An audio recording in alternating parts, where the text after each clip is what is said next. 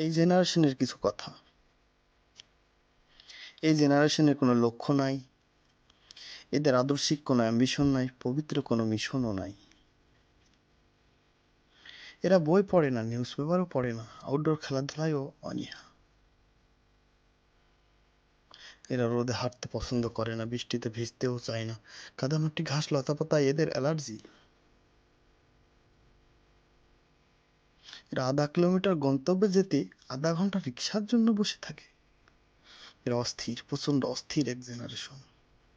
সালাম দেবে না, পাশ কাটিয়ে হন হন করে চলে যাবে, অথবা গা ঘেঁষে পা পাড়া দিয়ে চলে যাবে। সরি বলার টেন্ডেন্সি এদের মধ্যে নেই।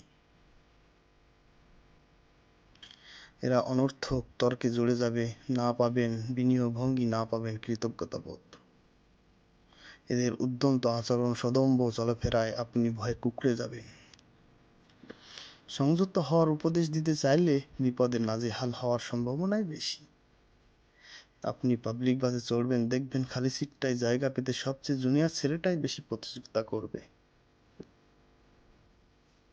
আপনাকে ধাক্কা টাক্কা দিয়ে শটান বসে যাবে, তার বয়সের দ্বিগুণ। আপনি দাঁড়িয়ে দাঁড়িয়ে দেখা ছাড়া তেমন কিছু করার নাই। বলছিলাম এই জেনারেশনের কথা, সবচেয়ে ভয়াবহ এই ফিতনার কথা। যে মজলিসে এই জেনারেশনে দাঁড়িয়ে থাকার কথা, সেখানে তারা নিজের জন্য চেয়ার খোঁজে। যেখানে চুপ থাকার কথা, সেখানে জ্ঞান দিতে চাই। সারা রাত ধরে অনলাইনে থাকে আর সারা সকাল ঘুমাই। এরা সূর্যোদয় দেখে না, সূর্যাস্ত দেখে না, সূর্যোদয়ে বিছানায় থাকে আর সূর্যাস্তে মোবাইলে থাকে। এরা ফাস্টফুডে আসক্ত, এরা আউটডোরে খেলা অপছন্দ করে, এরা ইনডোরে স্বস্তি পায়।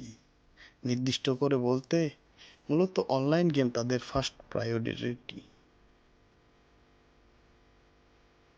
এরা ইতিহাস পড়ে না, সাহিত্য বোঝে না, এরা নজরুল চেনে না, রবীন্দ্রনাথ চেনে না। একদা বই পড়ে না, বই বোঝে না, বই কিনে না, এরা নন স্কিল্ড। এরা হাঁটতে পারে না, এরা দৌড়াতে পারে না, গাছে চড়তে জানে না, সাঁতার কাটতে পারে না, সাগর পাড়ি দেওয়ার সেই অনীহা সাহস নেই। এদের উচ্ছ্বাস নাই, আবেগ নাই, সৎ সাহসও নাই। এদের স্কিল একটাই, স্মার্টফোন চালাতে পারা। না আছে মূল্যবোধ, না আছে শ্রদ্ধাবোধ, না আছে শৃঙ্খলাবোধ।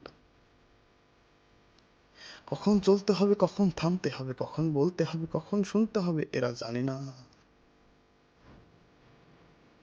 শুধরানা লাইট ফলো প্লিজ।